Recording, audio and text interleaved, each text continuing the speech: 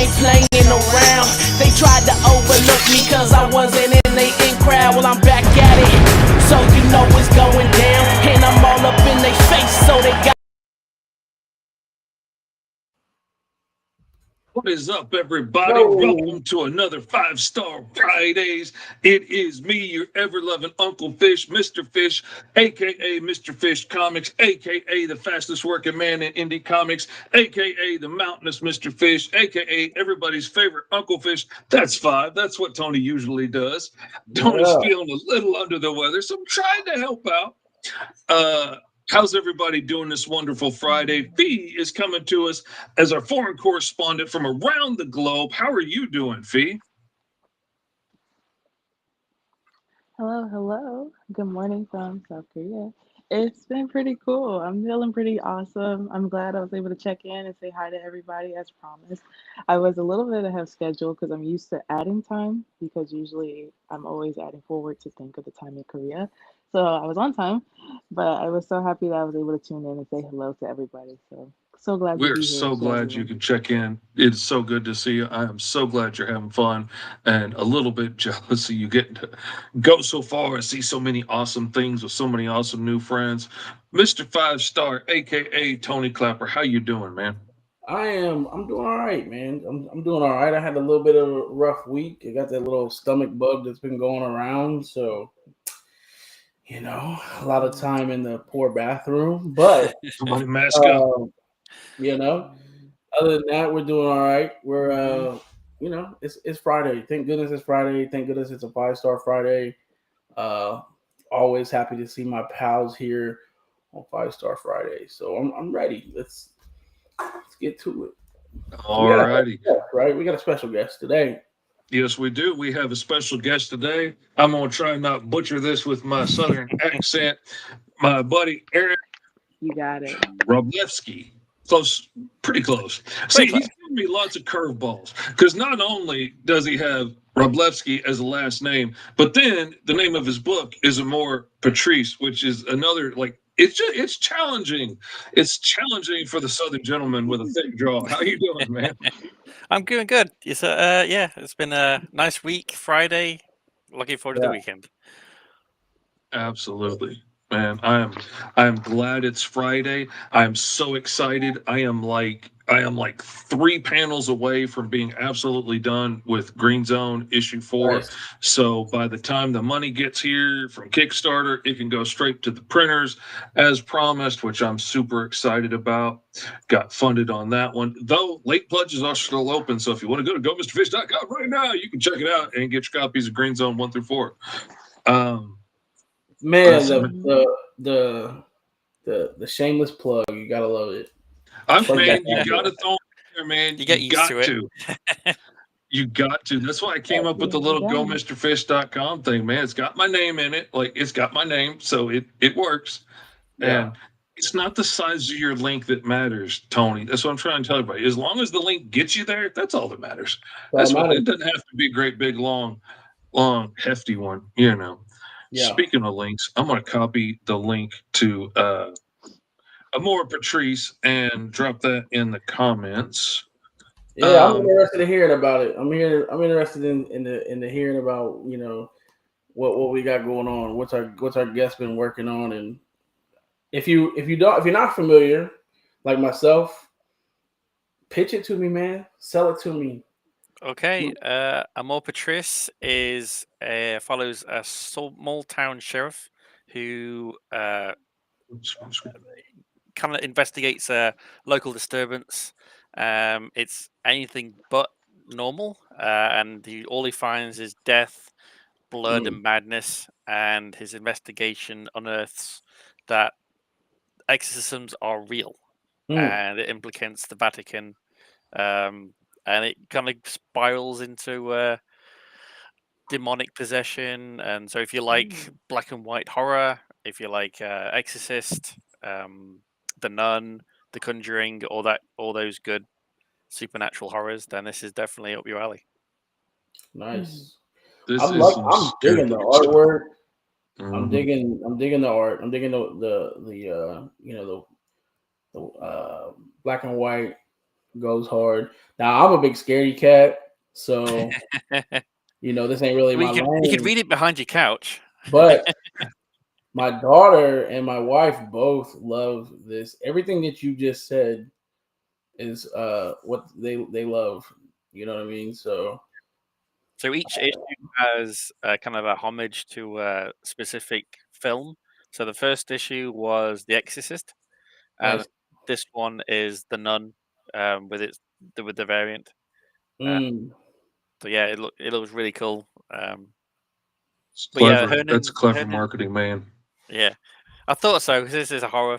You kind of have to do the little spin Fans are from. loyal, man. They love their stuff, dude.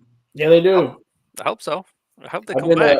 every time I'm at a con and we set up with like the FSK setup and we have all multiple books. There's always several people that ask if we have anything horror, and like we just recently came out with something, but they always ask. So there's definitely them fans definitely are coming through for cons to see what's up with the horror book. And they pack out the horror cons.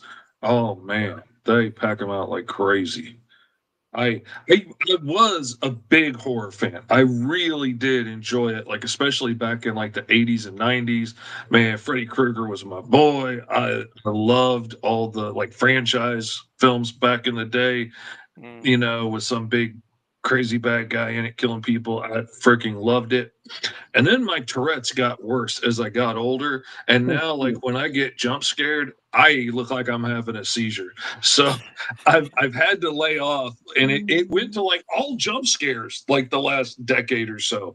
It's all like, oh, the teddy bear, look at it in the hallway. And I can't do that, man. My nerves can't take it. My kid scared me in the kitchen the other day. Real quick, on the not on that, but on that side tab over there. Yeah, go back up. You're going down. I need to go back. There you go. I want to just take a second to highlight this because this goes a long way. You see my man's account here, right? He's created 15 Kickstarters. Look how many this man's backed. Okay, so that enough is gonna get. Tell me the number. We at 236 backed. He is backed 236 Kickstarters. That means that my guy is not only putting out his own stuff, he is a supporter as well. So if you're somebody who's in indie comics, you need. Did I freeze? Am I frozen? Yeah, you're frozen. But y'all can hear me. Yeah, we can hear you. That's all that matters. I could tell I was frozen. That means even if go out and support this dude just for that alone. Seeing that, it doesn't matter what the book's about. I'm excited to jump in and learn about a new creator and new stuff they're working on. But that alone is gonna be a reason why I would support. So that's one of the top tips that I give to anybody when they're starting to get interested. Like, I want to make a book. I think I'm going to do it on Kickstarter. I'm like, you need to make a point of getting invested in the Kickstarter comic community now. You need to start making a point of regularly backing books. I've told a lot of guys, man, set a budget, even if it's 20 or 30 bucks a month, and be like, I'm going to spend this much on books every month, and find stuff you can back and get out there and get started, because you're going to learn so much from it. You're going to get books back, and you're going to see what works, what doesn't work, what feels like you got your money's worth, what feels like you got ripped off. You can learn so much from how good campaigns are set up, how they're fulfilled well, what different printers come out. Like, there's so much you can learn from this. And like you said, it shows that you're a committed member of the community when you go to back something. You go get your stuff back. There's like, 236 projects he's helped back. Yeah, this dude's putting his money where his mouth is. This is somebody I want to check out his stuff. Yeah, I'll try. I mean, my whole collection of comics is from Kickstarter. I have one mainstream series, Saga. That's it. I don't have any Marvel, DC. The rest of my collection is all from Kickstarters. That's what's up. I was going to say, other than a couple trades, the only thing I've bought mainstream in years is like the Invincible omnibuses. Like everything else I buy is indie. Yeah, I like the merch you got going on there. Metal trading cards. Nice. Yep. It's a nice reuse of the art too, because that's some nice artwork. That's a lot of Mhm. time invested in there. I really like the black and white concept. Hmm. It looks really nice.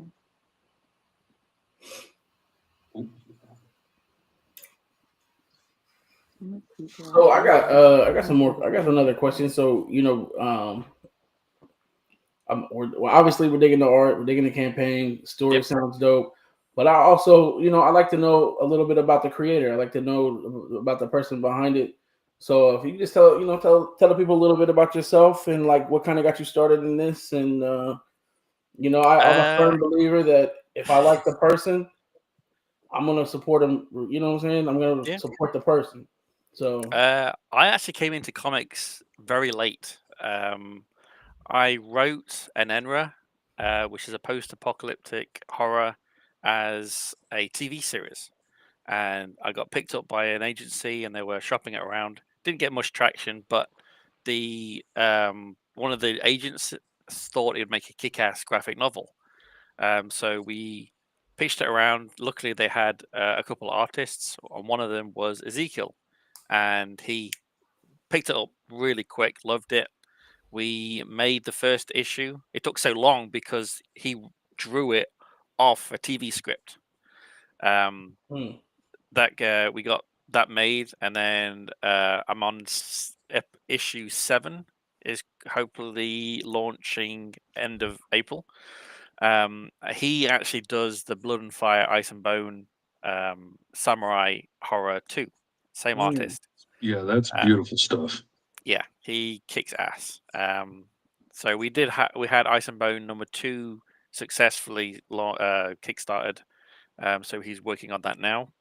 So once he's finished with that, I'm pushing for an Enra 7, and then after that's finished, I'll be finishing Ice and Bone with 3 and 4 together to save people postage uh, in August.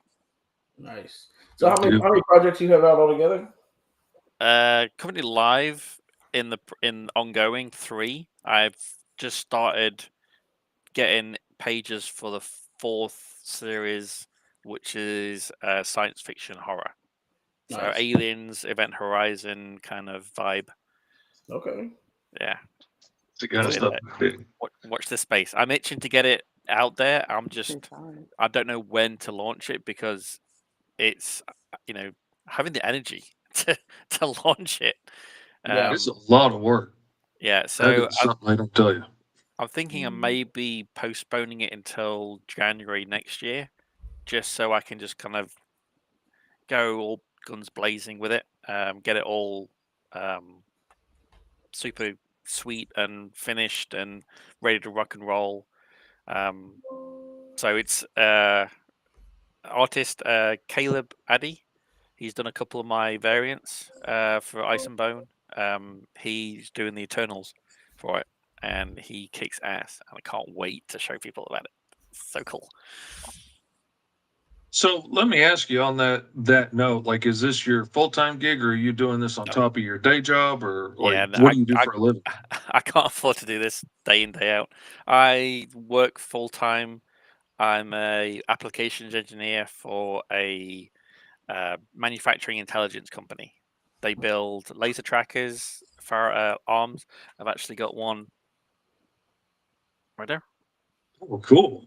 Nice. So it measures oh. parts, equipment. Aerospace use them. SpaceX use them. I'm the Mm, software side. So when you measure a part, you need the software to do analysis and stuff, and that's what I kind of focus on for our customers. So if they have cool. questions, blah blah, we do demos with the hardware. So that's what I do day in day out. Pays the bills. See, that's the thing though. Like, I'm amazed at anybody that has the bandwidth and the energy to like work a full time day job and throw in being a husband or a dad or like lead Cub Scouts or do anything else, and then try and like run Kickstarters and get books published and stuff, because this is hard work. And man, anybody that can do all of that has my admiration anytime and every time, because I couldn't do it, man. If I had to work 40 hours a week at Walmart or wherever, man, forget that. I ain't getting no comic books made, man. Ain't happening. It's a struggle, but I travel a lot for work. So when I'm in hotels and nothing to do, I'm writing.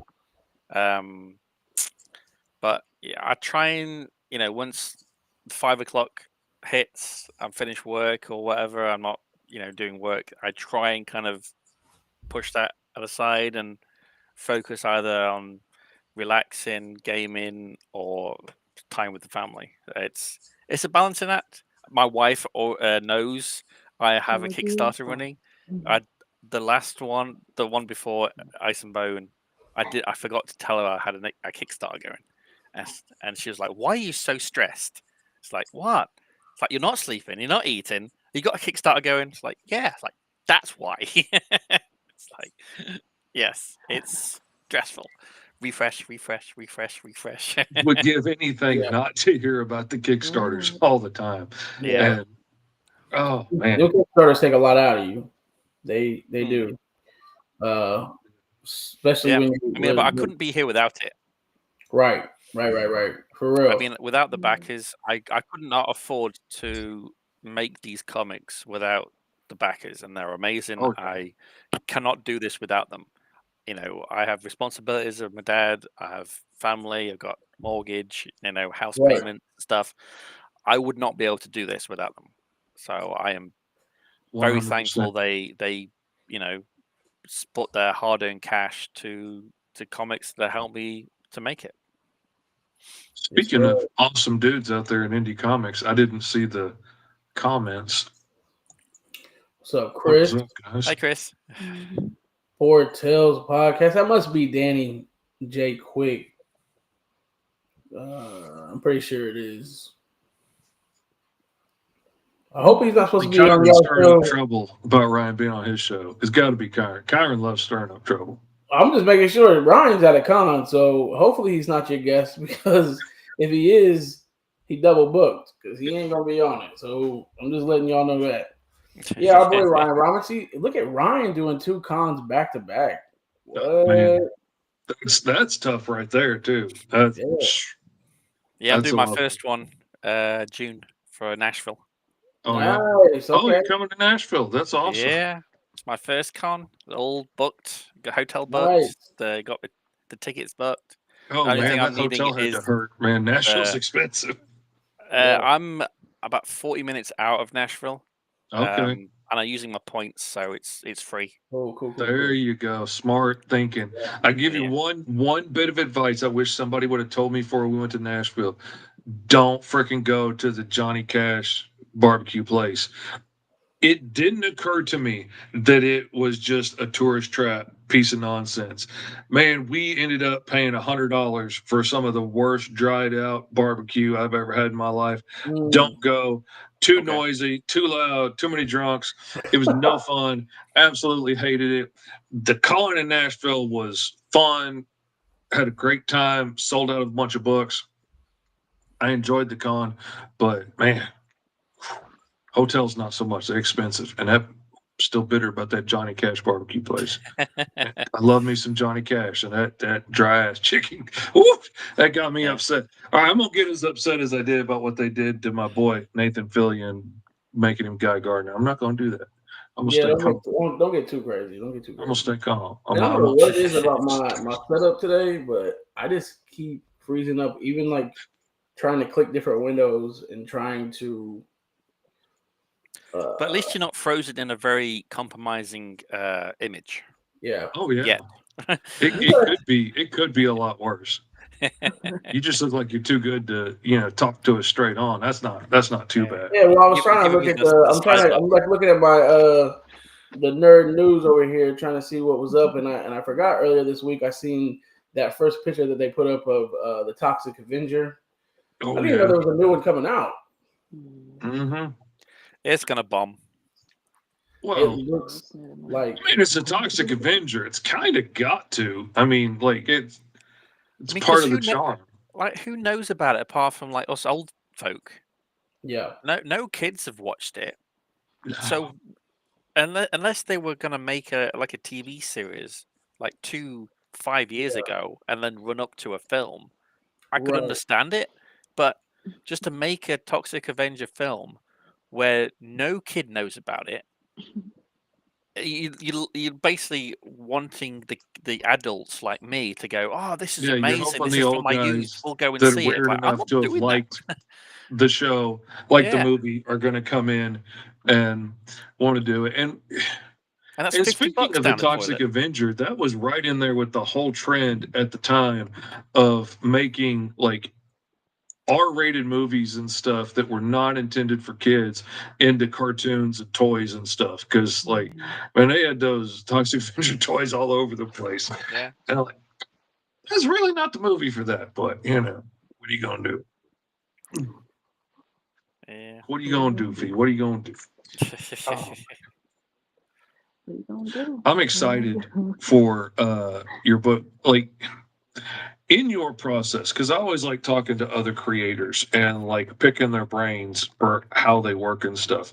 Like, where do your I hate to say where do your ideas come from, but like, do you actively decide I'm going to forge a story in this direction and make it happen, or do you wait for like the spark of inspiration to strike and something lights your fancy and you follow that off into a new path? Like, Definitely the second one, the spark. I mean, I could be watching a TV series, I could be reading a book, I could just look out the window and something happen, and I like, oh, and then just my mind just goes in the random direction. Because Blood and Fire was supposed to be a standalone 3 issue done, and I couldn't let it go for a long time, and then I started thinking I feel about, because I wanted to put muskets in it. I had this it. idea of having muskets and like having like an army with the firing, a long line of soldiers like firing into a village, and it's like, well, I can't put it in there. There's no way it didn't fit in the story.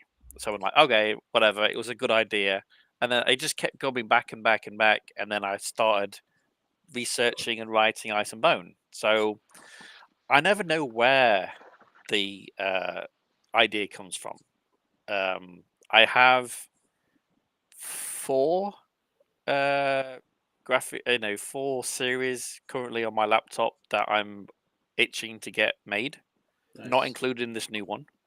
So they're just collecting dust on my laptop until I have space to actually get them going. Yeah. Um, one's a horror with angels and demons.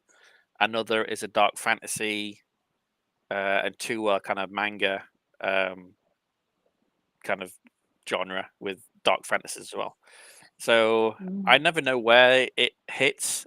I Right. just know it See, takes over. there's no My Little Pony inspired like fanfic in there. It's all like scary. So it's literally, yeah, all horror elements to it. Mm. Some of them are hard horror, like Amor Patrice. That is supernatural horror, emphasis on the horror. Where like Ice and Bone and Blood and Fire is more action with samurai, and there's the horror supernatural elements to it in the background. But yeah, I do tend to write horror stuff. See, that's the thing though. I think if you really delve in, you're gonna find so many of us like are exploring the same kind of ideas over and over again, even if like maybe the genre changes or something, like at the core, like what gets you interested is going to be kind of similar, like you're saying with the creepy stuff. And like for me, like whether I'm writing, you know ridiculous Saturday morning cartoon bloody nonsense, or writing Green Zone or other stories that I'm working on, it really always comes down to like how badly people can get screwed and how unfair the world can be. Like that's the core of like what really gets me interested. It could be a really cool sci-fi setting, but really it's the like it's the how people get screwed that just really I find to be juicy meat on the bone to go into, and that's gonna find its way into my stories. And then a lot of the things that I've been through also get woven all that. Everything I work on is autobiographical, no matter how ridiculous it is. I didn't know how accurate an Enra was until the COVID-19 happened. I mean, I thought I was being slightly optimistic at how quickly the virus spreads across the globe, but from one flight from the source, I'm not going to spoil it, to Hong Kong, where the kind of the second arc takes place, it spreads like a wildfire across the globe. And then I'm like, nah, it's probably not going to be as realistic. And then COVID-19 happens, and you're like, okay, maybe it isn't as far fetched as I originally thought. Scary. Well, yeah, as somebody who works like in the healthcare profession, there's just the amount of people that don't wash their hands or just don't take precaution or just don't, take the smallest bit of caution. It's not serious. Ain't gonna happen to me. To believe of how quickly it would just spread, and it would be from one place to the other. And you think about just your average day, right? How many people you come into contact with on a daily basis? Yeah. Or all surfaces you touch. That's the main thing, right? Like they said, I left my house in months and I still got COVID. Yeah, I mean, it's surprising how many times you kind of just touch your face, touch the surface, and that kind of made my series a bit more kind of grounded, which I kind of liked. But again, COVID-19 sucked. It was just very, very kind of strange how realistic I'd done the virus and how it spread. So it was like a crystal ball. Yeah. What up? Absolutely. Like I always thought in the zombie movies and stuff, it's absolutely ridiculous somebody's going to get bit and not tell everybody, that I'm a potential danger. And then we got these people like, God, I don't care if there's a pandemic on. And I'm just like, oh yeah, those people really are out there. Because I know me, like if I got bit, I'd be like, okay, I love y'all. I'm going outside now and I'm gonna get eaten because I'm not gonna risk everybody. But now these other folks are just like, no, it'll be fine. It'll be fine. I'm just gonna cover that bite wound up. I'm immune. Yeah, it drives me nuts in movies. It's always one zombie movie where there's always the one person in every zombie movie where it happens. And it drives me so crazy. I'm like, just take me out. You just seen so many people get bit and get turned, and you just think you're gonna be the one exception? Like, it ain't happening. Yeah. You're not the exception to the rule. You ain't special. No. Oh. What gets me though, okay, just griping as you're talking about like realism and like how things spread and stuff. If a zombie bite is going to infect me with more infection and I'm going to die quickly and whatnot, the amount of people that get splattered in blood, cover themselves in blood, or like every time Daryl Dixon shoots a freaking zombie in the head, pulls the arrow out and sticks it in his mouth before I'm like, son, you should be dead. And I want to see that. I want to see somebody kill a zombie and the splashback, they got it in their eye. Well, crap, you're dead, dude. Sorry. Like should have wore a face shield. Yeah, it's very weird that it's in their saliva or something, but it's not in their blood or something because you'd get infected by arterial spray every time you killed one of them, unless you wore like safety glasses or a mask. Yeah, like getting sprayed in the face with the juices of a decaying corpse can't be good for you anyway. Like, I mean, forget about turning into a zombie. Like that to me sounds like an infection spiral download. Like you're done, dude. Play the little music. You're out, man. That's over. Yeah. Game over, dude. I mean, it's been kind of a slow news week as far as stuff taking place. I can't think of anything major, but I also have been just trapped in my room and not really. I did see though where the girl from Stranger Things is playing some kind of role in Spider-Man 4. Is she? Okay. Really? The girl She's who everywhere. plays, She's everywhere. She needs to calm down and yeah, no, chill. she's making a name for herself. She's out here doing big things. Yeah, but when you're in absolutely everything, people start getting tired of you. So I hope she Yeah. doesn't burn herself out Yeah, and get into the position where she's in too much. Like The Rock About seemed to be Millie in a Bobby while Brown, ago. right? Yeah. Like, no, okay. no. you're I'm talking talking about about the Oh, the I girl thought with you red meant her. hair, the one who Okay. plays Max. There we Oh, go. okay. Yeah. I'm talking about Max. Because Millie is everywhere, Yeah, but she's also been a super talented actress since she was like 6. So Yeah. like, she's been working steady this whole time. It's not new, but like you said, we could get burned out. But Max, I'm I mean, she's interested to always see good. what they're going to do there. yeah. Yeah. So people are, there's different things. People are wondering, what do you got? What do you got? You guys got any prediction of what kind of role she's gonna play? Um, Love interest. I mean, that would be my first thought would be like classic MJ, but they've already got MJ in there as a different girl. So What was that the other love interest that Spider-Man had? I can't remember her Gwen name. Stacy, Yeah, Casey? Yeah. maybe. I don't know. I redheaded mean, Gwen Stacy. I mean, they could dye her hair, give her a wig or something.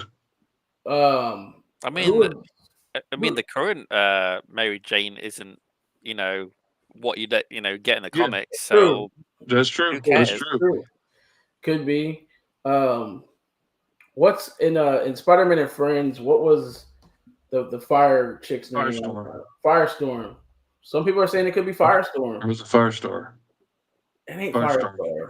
Is it I Firestorm? mean, it could be someone completely new or Firestorm's the dude with the fire on random. his head, I think. Yeah. Yeah. Could be her. I don't know. It's a toss up. Like you said, could be a new character, could be a new take on some other character.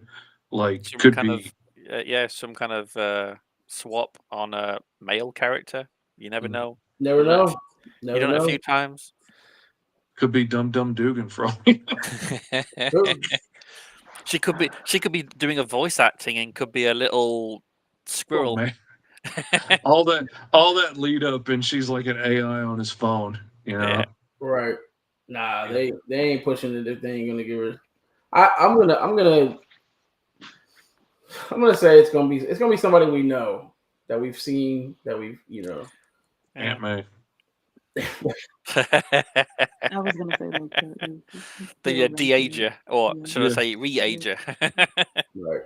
They keep getting younger and younger. At some point, she's gonna have to get younger than Peter. It just only makes sense. Yeah. I don't know. Do you think this is going to be the last one he does? Man, I don't know because he's made it known that he's not. This is not something he's wanting to do forever. Yeah. So really. he's not getting younger. This would be his 4th standalone Spider-Man, and he's been the Spider-Man in all of the in the Avengers and all that stuff. Yeah. So he's been in. Did he even consider that I want him to continue being Spider-Man? I mean, did he even think about my feelings? I mean, it's kind of hurtful. I think it depends how he. I think it depends how he goes, how they finish him. I mean, with Miles taking over, that would be a good fit. Yeah.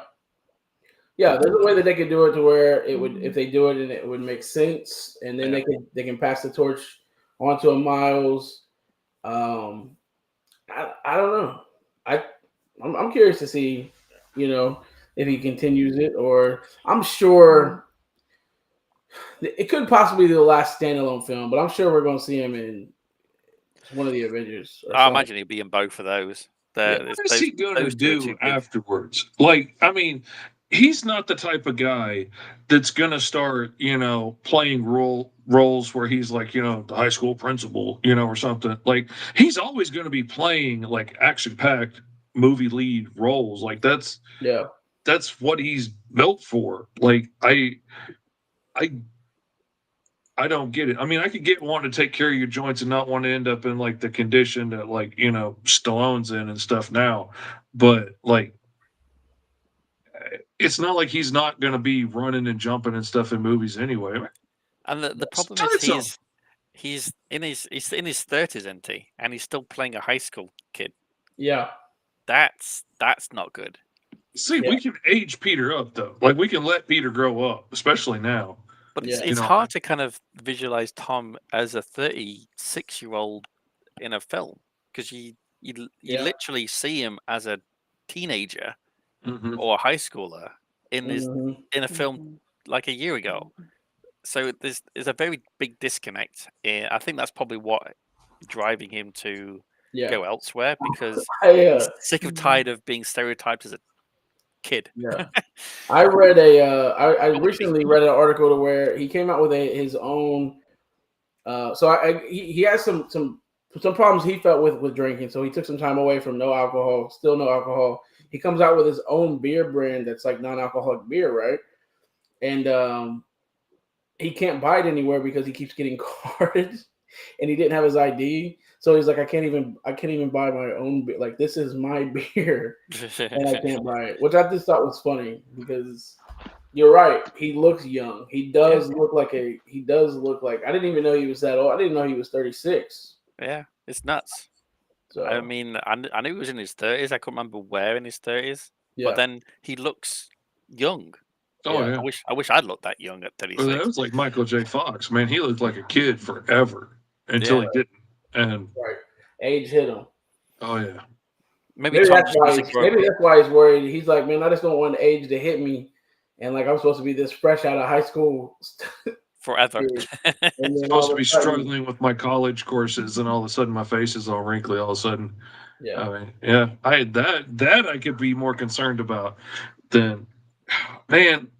I'm gonna hate losing him as Spider-Man though, because he's really been one of the best. I mean, he's a great Peter. He's a great Spider-Man. He's got the actual physicality to be able to do so much of those things without all the crazy special effects.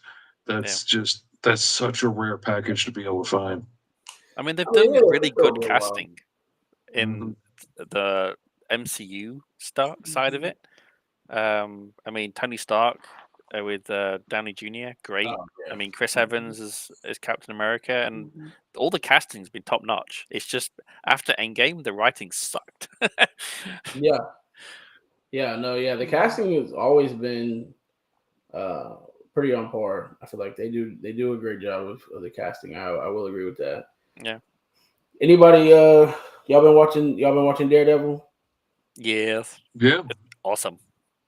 They have room to fuck it up, but so far it's been good. So far, I'm digging it. Yeah.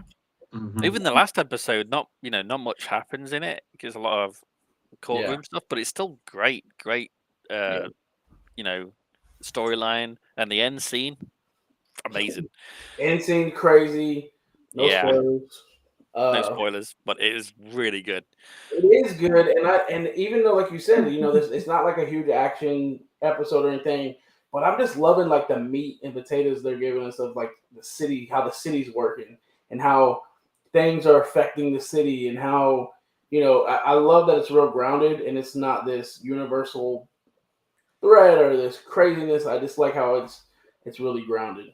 But that's the problem with the MCU is because every bad guy has to be bigger than the previous one. Right. So you had Thanos. Okay, what's bigger than Thanos? They tried Kang, which one reason or other didn't work.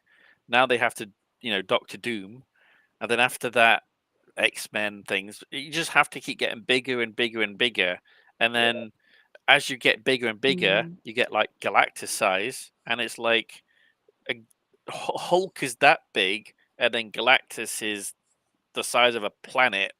Yeah. He eats planets. Right. So it's like you have to kind of stop with the world-ending, universe-ending storylines because it just... It's my problem is the idea that every movie has to outdo the last one is a ridiculous goal because you can't keep doing that. Like, even when you hit the epitome and you break records and stuff, you can't continue to do that every time. That's not realistic.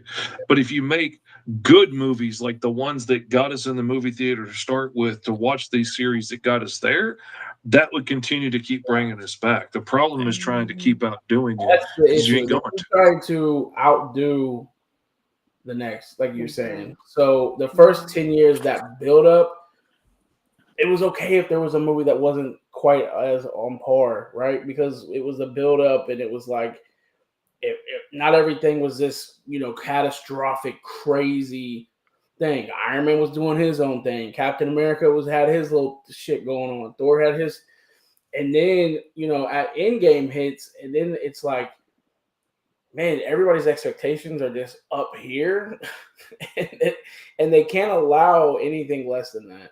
Mm-hmm. And now that's why it's like MCU's falling hard. It's like, Well, and like Captain America seems great because we're looking at it through rose-colored glasses and looking at it through nostalgia of, it was a stepping stone to lead us here. But like the movie itself was nowhere near as big as Endgame. Like if it came out now, yeah, it would be considered a failure now, even though that was a fundamental stepping stone to getting us to this point. right. Yeah. Like we need to be able to just take regular steps and make good movies that people are going to enjoy and want to keep seeing, and not keep trying to outdo everything. Well, they also have the Disney Plus. I think they've shot themselves in the foot with that, because you have characters like the Marvels. You have 2 characters from Disney Plus. Not everyone watched Disney Plus, so you got 2 characters no one really knows, unless you watch this TV show, and you have the other character that no one really liked from Endgame. So you are doomed from the start, because you have 3 characters that make no sense to have. It just, I couldn't understand why they kind of picked those characters to make, and it was from what I've not seen it, but from what I heard, it's like a Spaceballs spin-off. The only thing missing was a big robot with the Hoover vacuuming the atmosphere. I enjoyed it, but again, I think the bigger problem that it had is trying to fill this void of trying to be bigger than what came before, and they can't do that. Those characters can't do that. They made a fun movie, and it's fun with those characters, and I liked it, but it feels like a failure when you compare it to Endgame. But that's completely ridiculous and unfair. Yeah. Well, that and the budget is just skyrockets. Like this current one is 360 million conservative. It could be balloon out. That's it, not even including the advertisement and marketing and stuff. Right. So you're looking at probably close to 500 million. So it needs to make $1 billion to break even. That's insane. Insane. And it's- Super insane. Just give me the money. You're flushing it down the toilet. Just send it to me. I could do better things with that kind of money. Oh man, that's the thing. You could do cooler movies with less, and there's little independent films all the time that are heartbreaking and just really make you feel the feelings or get you excited or get you really laughing, and like you can do it with less, with good writing and good acting. You can do it with less. Hey, 1990 Ninja Turtles still holds up, dog. All right, and they didn't have none of that craziness in it. It was just, you know what I mean? I mean, Godzilla -1. They did that film with $10 million. Oh man, that was so good. Like when we sat down in the movie theater, and my wife's like, "Am I going to have to read this whole thing?" And she was so mad at me. And then by the end of it, like she's in tears at this movie that she had to read the whole time. And I'm like, "See, it was good." Good movie. Great movie. I'm We looking got forward to that seeing it. reaction out of her. That's a I good haven't, movie. I haven't watched that one yet. Yeah, Oh, watch it, yeah. man. If you like Godzilla, it's definitely Yeah. one to. Even if you don't, Watch. you need to watch it. It is haven't- really good. I It will think change your I mind. just haven't caught up. I haven't kept up on any of the Godzilla or the Kong stuff, and I need to just take like a weekend and just watch Watch -1 Mhm. first, yeah. and then watch Godzilla from over here, and then realize how much they spent on that film Yeah. compared to Godzilla -1. I'm like, where did the money go? Mhm. It's hard to do that. Yeah, and it's such a good film. It is so good. It just revitalized everything. It takes it back to the beginning. It lets you really feel it, how terrifying it is, how scary it was at that time. This giant monster, like you don't get jaded to the fact that there's a giant monster walking around stepping on things. Like it really made it have impact and have Yeah. feeling. And yeah, And the characters were great. They're well written. Oh, yeah. I mean, I know I can't remember her name again. Billy, uh, Stranger Things girl. Yeah. She was in a couple of the Godzilla. The first one she was in, her character and the dude who's like follows her around, they made no difference at all to the whole film. Their characters could have been just taken out, and the film would have been fine. They served no purpose at all. I'm not against them, great actors and stuff, but their characters serve no Right. purpose at all in that film. That's the thing I love about the Godzilla movie is if you took the Godzilla part out, you've still got a really good movie about that family. Like Yeah. that was a powerful moving story about that family before the catastrophe of, Godzilla coming in. Yeah. That's what made it good. It wasn't just like, let's stick, oh, you know who's popular right now? This actress, let's stick her in here. And oh, you know what's trending on Twitter? This character, let's shove them in there. Yeah. And it was a beautifully written piece. And I think that's issue number one right now with mainstream movies is they're trying to fit what popular actors can be in instead of focusing on stories. So that's the issues that you're having. That's why you got to stick to the indies. Like my guy Aaron here, who's currently running a Kickstarter, who we want to see, keep hitting and crushing them goals. So we need this guy. We need our guy to first hit the goal. We'd like to see him at a over 100 backers. So get in here and back this Kickstarter, and let's hit this goal where you can get some new, fresh indie stories out there with good storytelling and good writing. And So just that's look what at we're these missing. pages. Come on.